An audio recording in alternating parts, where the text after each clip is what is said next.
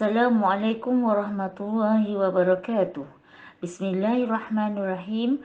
Alhamdulillahirrabbilalamin. Wabihi nasta'in ala umurid dunya waddin. Wassalatu wassalamu ala rasulihil amin. Wa ala alihi wa sahbihi. Wa man istanna bisunnatihi. Wa sara ala nahjihi ila yaumiddin. Subhanaka la ilma lana illa ma 'allamtana innaka antal alimul hakim. Qala rabbi ishrah li sadri wa yassir li amri wahlul 'uqdatam min lisani yafqahu qawli. Amma ba'. Yang dikasihi murid-murid saya, murid-murid darjah 6 Sekolah Agama Parit Bilal. Saya Ustazah Nazrah binti Ibrahim. Alhamdulillah, syukur kepada Ilahi.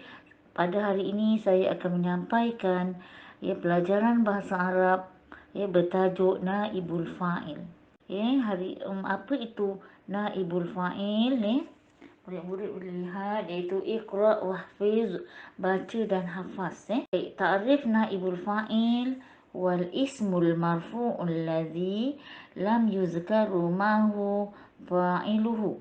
Yang bererti ialah kata nama yang dibariskan hadapan yang tidak disebutkan bersertanya akan si pelakunya, iaitu fa'il. Okey murid-murid, al-kafiyah ataupun kaedah naibul fa'il. Yang pertama, tatagayyaru suratul fa'li inda bina'ihi ila mabni lil majhul. Iaitu berubah fi'il tadi dari segi binaannya ataupun barisnya kepada mabni lil majhul, yang tidak diketahui, yang tidak diketahui pelakunya. Murid-murid, okey, ta'ammalil amsilah, perhatikan contoh. Saya bagi contoh. Contoh al-fi'il, al-fa'il, al-maf'ulun bih. Al-fi'il maknanya perbuatan, al-fa'il maknanya pelaku, al-maf'ulun bih maknanya orang yang melakukan sesuatu kerja, melakukan kerja. Contoh, sona'a al-hayyatu al-libasa. Sona'a maknanya telah membuat, al-hayyatu tukang jahit, al-libasa bermakna pakaian-pakaian. Di situ al-fi'il, sona'a jadi fi'il madhi, al-fa'il al-hayyatu jadi fa'il, iaitu pelaku. Wajib baris depan murid, al-hayyatu baris depan. Al-maf'ulun bihnya ialah al-libasu baris atas. Jadi telah membuat tukang jahit akan pakaian-pakaian. Jadi di situ sona'a itu jadi fi'il madhi, al-hayyatu baris depan jadi fa'il, pelaku. Al-libasu, al-libasa ialah yang dibuat, baju itu yang dibuat oleh tukang jahit. Maka di situ lengkap, ada fi'il, ada fa'il dan ada maf'ulun bih. Kita sebut mabni lil ma'lum, yang diketahui pelakunya. Baik, al-kaifiyah, kaedah.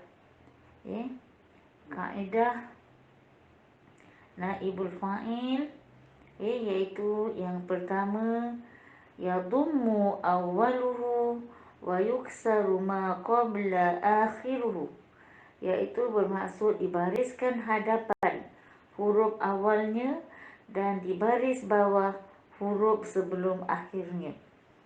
Baik. Contoh dia ialah mabni lil ma'lum. Contoh mabni lil ma'lum yang diketahui.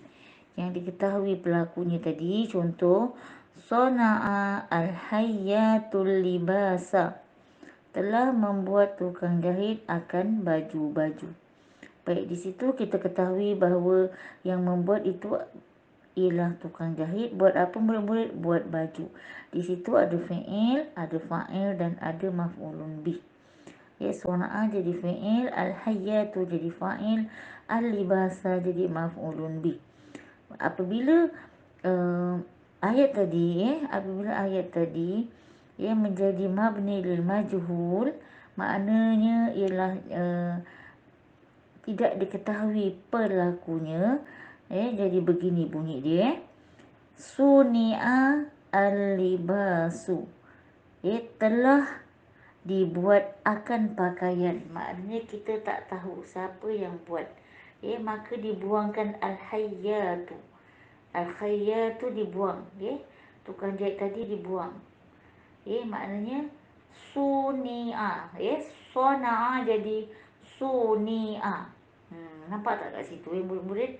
Jadi kat situ maknanya daripada sona'a baris atas jadi suni'a, iaitu dibariskan hadapan huruf awal dia sod ni tadi, dan dibariskan bawah huruf sebelum akhir. Nun itu dibariskan bawah jadi suni'a. Kalau sona'a telah membuat, suni'a telah dibuat. Tadi telah membuat akan tukang jahit pakaian kan. Sekarang telah dibuat. Jadi al-libasu, al-khayyatu dah dibuang. Jadi al-libasu mengambil tempat fa'il. Jadi asalnya dia maf'ulun bih, dan di tempat fa'il jadi naibul fa'il. Al-libasu mesti baris de hadapan. Telah dibuat akan pakaian. Baik, saya harap murid-murid fahami murid. Murid boleh tengok al-kafiyah, al-kaifiyah, kaedah. Kaedah naibul fa'il, iaitu yang pertama, yadummu awwaluhu wa yuksaru ma qabla akhiruhu, iaitu bermaksud dibariskan hadapan huruf awalnya dan dibaris bawah huruf sebelum akhirnya. Taib. Contoh dia ialah mabni lil maklum. Contoh mabni lil maklum yang diketahui. Yang diketahui pelakunya tadi. Contoh, sona'a al-hayyatul libasa, telah membuat tukang jahit akan baju-baju. Baik, di situ kita ketahui bahawa yang membuat itu ialah tukang jahit. Buat apa murid-murid? Buat baju. Di situ ada fi'il, ada fa'il dan ada maf'ulun bih. Sona'a jadi fi'il, al-hayyatu jadi fa'il, al-libasa jadi maf'ulun bih. Apabila ayat tadi menjadi mabni lil majhul, maknanya ialah tidak diketahui pelakunya. Jadi begini bunyi dia.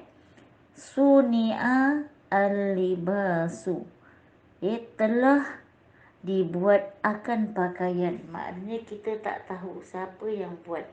Maka dibuangkan al-hayyatu. Al-khayyatu dibuang. Tukang jahit tadi dibuang. Maknanya suni'a. Sona'a jadi suni'a. Nampak tak kat situ murid-murid? Jadi kat situ maknanya daripada sona'a baris atas jadi suni'a, iaitu dibariskan hadapan huruf awal dia sod ni tadi, dan dibariskan bawah huruf sebelum akhir. Nun itu dibariskan bawah jadi suni'a. Kalau sona'a telah membuat, suni'a telah dibuat. Tadi telah membuat akan tukang jahit pakaian kan. Sekarang telah dibuat. Jadi al-libasu, al-khayyatu dah dibuang. Jadi al-libasu mengambil tempat fa'il. Jadi asalnya dia maf'ulun bih, dan di tempat fa'il jadi naibul fa'il. Al-libasu mesti baris de hadapan. Telah dibuat akan pakaian. Baik, saya harap murid-murid fahami murid. Okey murid-murid, kita masuk kepada kaedah yang kedua, al-kaifiyatu. Kaedah yang kedua iaitu iza kana qabla akhiruhu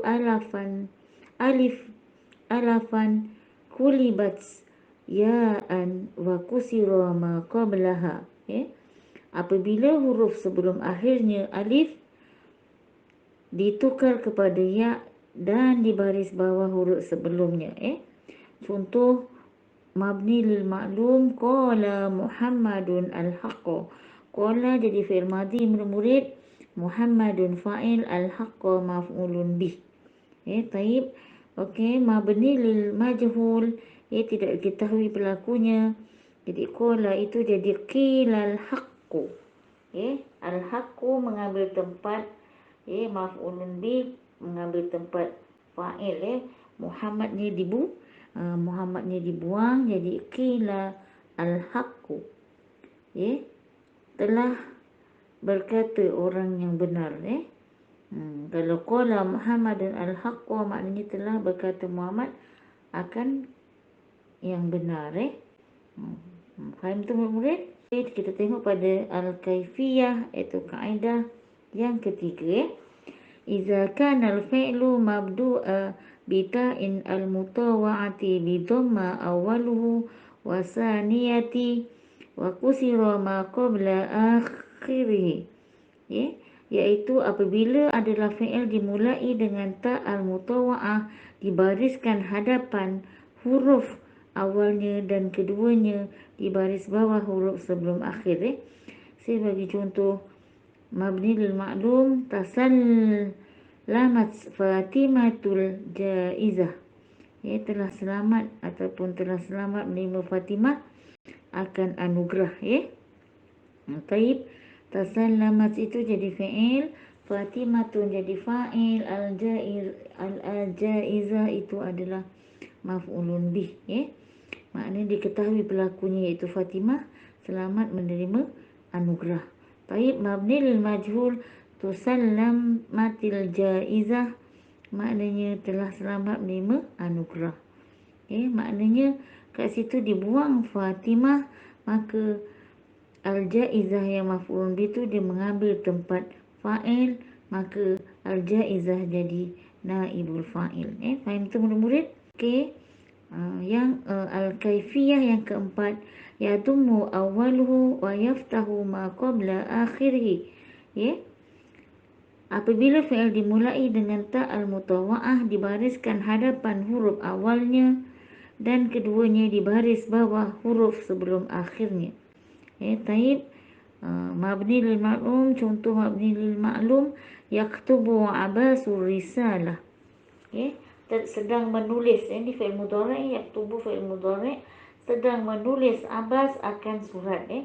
Yaktubu jadi fi'il mudhari' lil ma'lum, Abbasu jadi fa'il, ar-risalata maf'ulun bih. Dekat situ kita tahu telah sedang menulis Abbas akan surat. Yang menulis itu ialah Abbas. Apa yang ditulis murid ialah ar-risalah, surat. Itu adalah maf'ulun bih. Kena buat. Abbas telah menulis surat, yang ditulis adalah surat. Mabni lil mahjhul, contoh taktubar risalah. Jadi yaktubu ni jadi taktuba. Yadumu awwaluhu, dibariskan depan huruf awalnya, wa yuftahu ma qabla akhirih, maknanya dibariskan atas huruf sebelum akhir. Maknanya huruf ta itu dibariskan atas huruf sebelum akhir. Jadi ar-risalata itu kalau ada fa'ilnya dia jadi maf'ulun bih. Tetapi apa fa'il tak ada, tiba-tiba surat telah ditulis, sedang ditulis tak tahu siapa. Jadi ar-risalata tadi dia mengambil tempat mengambil tempat fa'il, jadi naibul fa'il. Ar-risalata jadi ar-risalatu. Sedang ditulis akan surat. Murid-murid, saya harap murid faham dengan penjelasan saya tadi. Okey murid-murid, kita masuk kepada al-kaifiyah ataupun kaedah yang kelima. Iza kana al-fi'lu ma qabla akhirih ya'an aw wawan kulibat alifan. Kulibat alifan. Maknanya apabila adalah huruf sebelum akhirnya ya ataupun waw ditukar kepada alif. Ditukar kepada alif. Contoh mabni lil ma'lum, yabi'u at-tajiru as-sayyarah. Sedang menjual saudagar akan kereta. Kat situ yabi'u jadi fi'il mudhari', at-tajiru jadi fa'il, as-sayyarata jadi maf'ulun bih. Maknanya kita tahu di situ pelakunya ialah ataupun fa'il adalah at-tajir, saudagar. Wajib baris depan ni murid-murid. Kemudian as-sayyarata adalah maf'ulun bih, baris atas. Baris atas makna kena buat. Maknanya saudagar sedang yabi'u, yabi'u tu makna menjual. Sedang menjual. Yabi'u sedang menjual, saudagar akan kereta. Kereta itu ialah maf'ulun bih. Baik. Jadi apabila dia fi'il mudhari' tadi jadi fi'il mudhari' lil majhul, maka barisnya bertukar ataupun berubah. Maknanya huruf ya tadi ditukar kepada alif. Ditukar kepada alif. Maknanya ditukar kepada alif jadi yabi'u jadi yuba'u. Maknanya baris dua. Maknanya baris depan huruf awal dan baris atas yuba'u. As-sayyaratu. Jadi as-sayyaratu ni tadi maf'ulun bih sebab ada pelaku. Tapi apabila pelakunya at-tajir tak ada, maka as-sayyaratu ni dia mengambil tempat fa'il. Jadilah as-sayyaratu ini jadi naibul fa'il. Sedang dijual akan kereta. Murid-murid, saya harap murid faham apa yang saya terangkan tadi.